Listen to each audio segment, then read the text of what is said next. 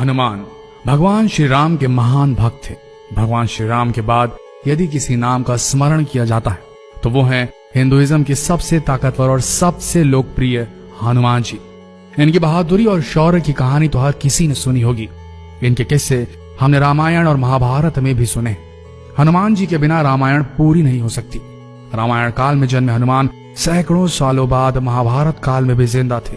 इसके पौराणिक सबूत मौजूद हैं। इनके अस्तित्व को हम त्रेता युग से जानते हैं। कहा जाता है कि महाभारत की लड़ाई से पहले हनुमान जी पांडवों से मिलने आए थे। पौराणिक कथाओं के अनुसार हनुमान जी को अमरता का वरदान प्राप्त था।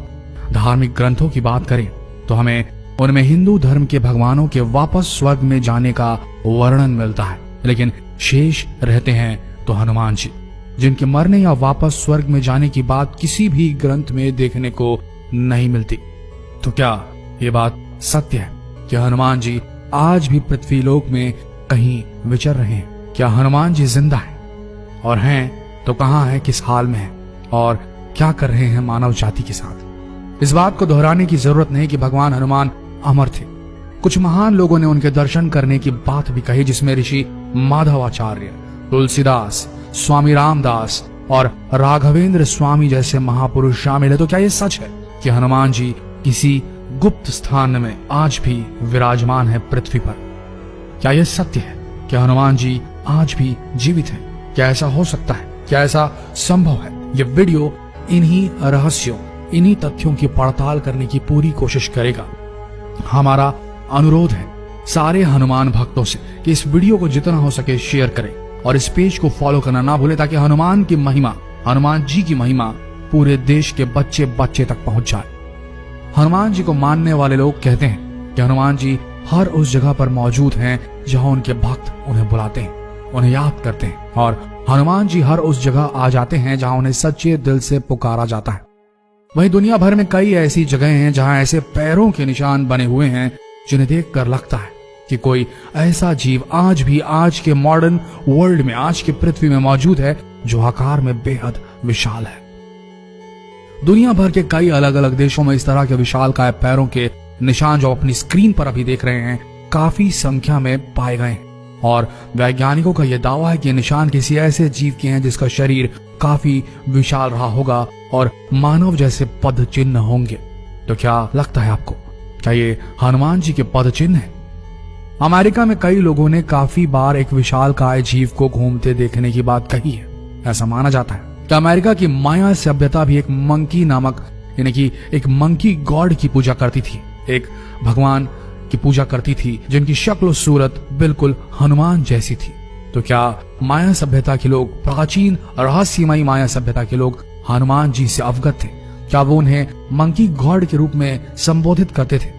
बात सिर्फ अमेरिका की माया सभ्यता की हो तो समझ में आता है, लेकिन ऐसा ही कुछ वर्णन, ऐसी कुछ लोकोक्तियां, ऐसे ही कुछ लोक कथाएं चीन में भी मिली हैं। चीन की दंत कथा में भी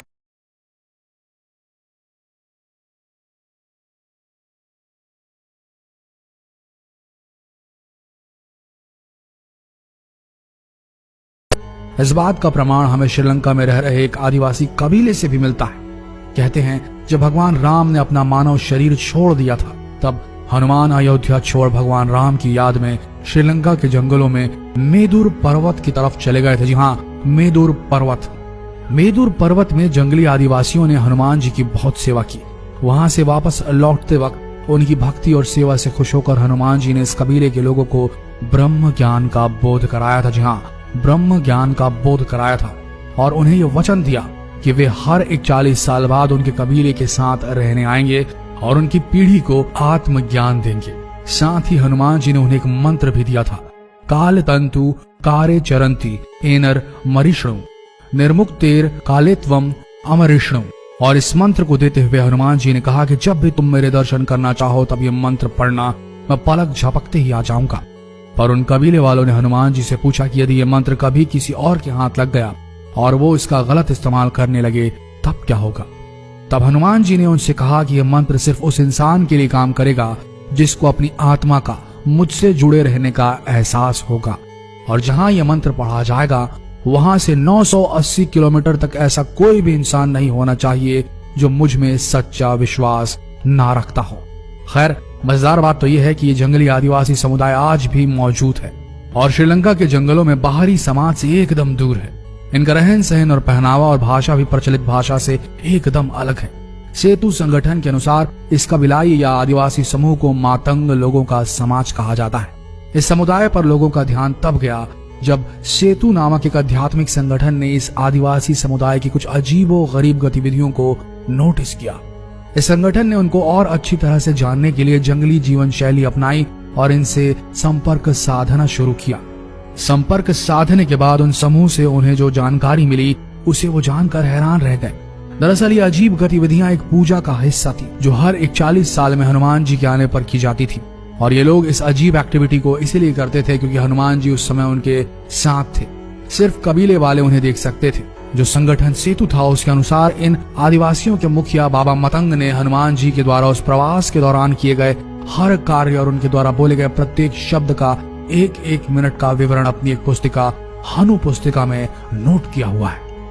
हनु पुस्तिका के अनुसार हनुमान जी 27 मई 2014 में कबीले वालों को आत्मज्ञान देकर वहां से चले गए और इसके बाद अब 41 साल बाद यानी कि 2055 में आएंगे। यह पुस्तक अब सेतु एशिया नामक एक धार्मिक संगठन के पास है और वो लोग इस पुस्तक को मेदुर पर्वत की तलहटी में स्थित अपने आश्रम में संभाल कर रखते हैं। इसका आधुनिक भाषाओं में अनुवाद करने में जुटे हुए हैं ताकि हनुमान जी के चिरंजीवी होने के रहस्य को जाना जा सके। लेकिन इन आदिवासियों की भाषा पेचीदा और हनुमान जी की लीलाएं उससे भी ज्यादा पेचीदा होने के कारण इस पुस्तिका को समझने में काफी समय लग रहा है। तो क्या सोचना है, क्या मानना है हनुमान भक्तों आपका?